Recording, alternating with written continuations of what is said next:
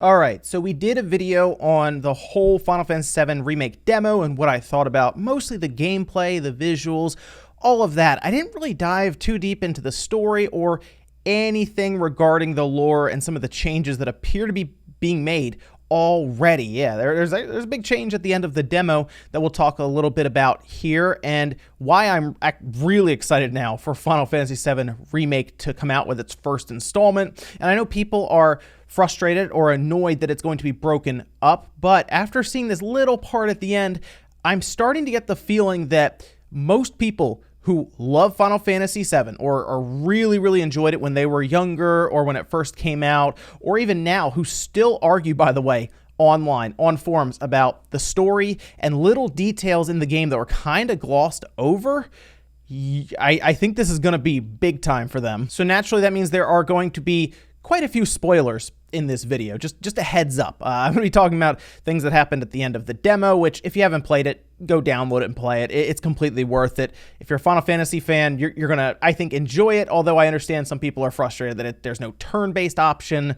Talked about that in the previous video, but let's talk a bit about why I'm excited that this first part is going to really explore Midgar.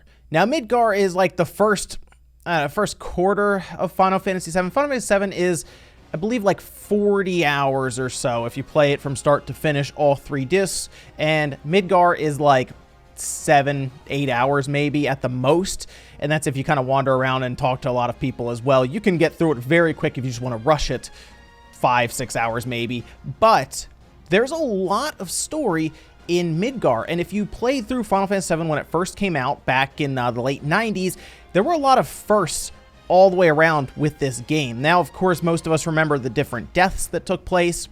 Aerith, for example, that was a really big deal when that happened. But there were other things in this game that took place in Midgar. Mostly you pushing and trying to fight against the large corporation that was holding down all the people of Midgar.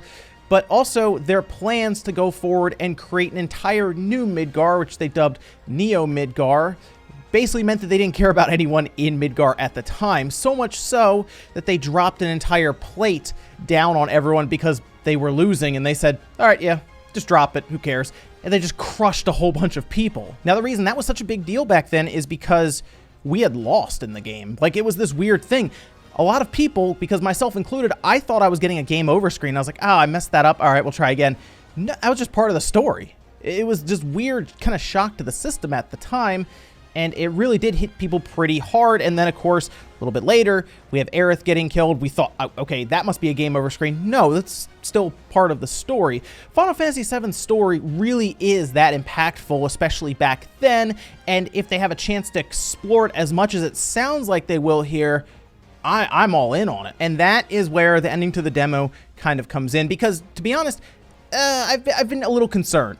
I didn't know how deep they would go with this. I didn't know if they would be concerned about changing up either the direction of the story at times or throwing things in there to change our viewpoints on things. For example, in the beginning, and this is part of the demo, when you're going through and you're blowing up the reactor as the eco-terrorist organization, technically Avalanche, trying to stop these Mako reactors. Thanks, Barrett, for telling us that. I always called it Mako. Whatever, the most recent part of the source material with Barrett in the elevator calling it Mako. I guess that's what we're going with now. But they were trying to stop the reactors, and the reactors were tapping into the planet's life stream to create an energy source with Mako, and it also ran their experiments for Soldier. They didn't like that, though, the Avalanche, and they wanted to go in there and blow up the reactor. So they do. They go through taking out a bunch of soldiers and all of that, and then they come to the reactor. Of course, they set this little bomb, and it does blow up, and it stops the reactor. Okay, so it was this very controlled explosion, didn't blow up the entire facility, and then they're getting out of there. So what happens? Well, at this point in the remake, they go a little further into that event, something that we didn't really see, although I will get to it. It was alluded to a bit in the original. they decide to just blow the whole place up. Shinra does. They make the call, and all the robots and different things they have there shoot at the reactor, blow everything up, and it's this massive explosion on the outside to the public. And the idea here is to paint Avalanche as this very, very dangerous organization that they have to take down. Now, Shinra controls Midgar heavily through propaganda and all kinds of measures to kind of keep the people, I guess, just under their control, not asking a lot of questions and seeing things the way they want to. And in a way, some of these PS1 and PS2 games from back in the day, whether it's Metal Gear Solid or others, they've aged pretty well with their stories to where they can still be told now and people are very interested in them. So what this has effectively done is it's shown to us that Avalanche is essentially being framed by Shinra to be this really, really bad group, or be this really bad group that's trying to wipe out Midgar, a home for a lot of people. And it seems that it doesn't get until we see the plates being dropped, which I'm sure also blamed on Avalanche, of course, is we start to see Shinra's true colors then, but we now see it much earlier. Maybe that's because we've played through the game and they decide that, oh, well, they already kind of know, let's set this storyline up. It shows me, though, that the Shinra president is going to be shown as this big bad boss, right? I believe it's probably going to end up being the final boss in this installment. Although Sephiroth is the one technically who kills him, right? At the end, you see the Shinra president being, or at least with a sword through him, and it's talked about how Sephiroth did it. But the idea was that they were going to make Neo Midgar and pretty much go to the Promised Land and sap the resources there of Mako energy. It's a place that was untapped, or at least by legend, they needed a descendant of the Cetra, and the idea was to get none other than Aerith, who was like the last one left. But at that point, it didn't work out. And I think that's where it's going to end. I think this is going to be a trilogy, the Final Fantasy VII Remake trilogy, and it's going to end right after that. Like, as soon as Shinra's president is dead, as the big boss of this installment, you'll do the whole motorcycle thing, and then you'll get to the end of the road, kind of staring off into the sky, and most likely they'll say that we got to go chase after Sephiroth, and then the second one will be more or less about that chase or that next part of the story. So I'm very curious how they're going to get, I'm going to say 40 hours. Like, if it's the same length of time as the original Final Fantasy VII, about 40 hours, that's not bad. It's 100 gigabytes, so unless it's just a ton of uncompressed audio, uncompressed cutscenes and stuff, there's gonna be seemingly a lot of story to this. And we've already seen in this remake demo how much more they're trying to expand on some of these characters. How many people thought going into this demo that Jessie would be one of the bigger characters so far? Obviously showing a liking to Cloud, but having quite a few lines and much more than Wedge and Biggs, who are still reoccurring characters for a while. But still, Jessie might end up being more of a minor character, but certainly around more than we thought, which gives me a lot of hope for the optional characters like Vincent and Yuffie, who didn't really show up in any, I think, of the mainline cutscenes, like the main story cutscenes in the game, because you didn't need to go get them.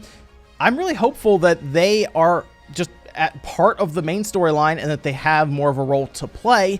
And this is one of the biggest reasons I'm just excited for Final Fantasy VII Remake. They have a chance to expand on things that people are still arguing about online. Midgar is just a very interesting part of the story, and it was kind of rushed through in like 5 or 6 hours for story. So I'm excited to see more about Midgar, see more about Shinra, and maybe just get more storyline. It's going to be pretty neat, I think, to see how all of this turns out. Oh, and also, we have to have a whole story arc for Zack, even if it's broken up into all 3 entries, although it's kind of been pointed out that if Zack is part of like flashbacks and all of that, which I assume he has to be, considering Cloud basically has Zack's memories, which again argued about through the Genova cells and all of that that have been injected into him.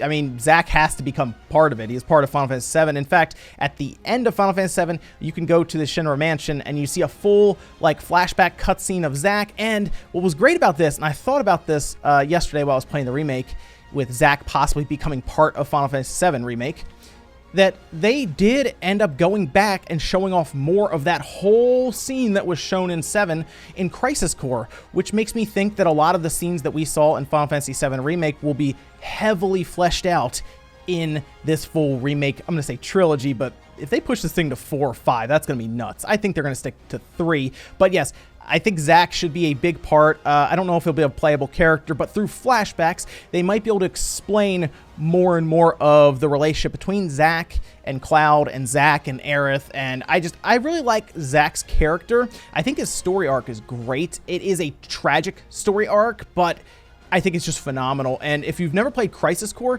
you should go play it. Unfortunately, it's pretty much stuck on the PSP, and Square still bugs me to this day that they won't move it anywhere else. Like, Square, you've got to move Crisis Core to the current platforms. It's got to go to the Switch, the PS4, the Xbox One, the PC. Put it everywhere so people can experience that story, because I've talked to people and some have just never played it because it's still just on the PSP. So come on, Square, get on it. But yeah, I'm excited for the remake. The demo has really got me excited for it. It's kind of changed everything with what I was looking at this remake as, Square being maybe concerned about trying to change and alter some things, to them just hopefully just saying, hey, we got a chance to really, I don't want to say rewrite all of these events, but make them a bit more clear and create, I'm hoping, a better story that is a bit more straightforward, but still kind of thought-provoking at times. Well, let me know what you guys think about this down below. Make sure you like the video on the way out if you enjoyed it. Just like it if not, and I'll see you guys next time.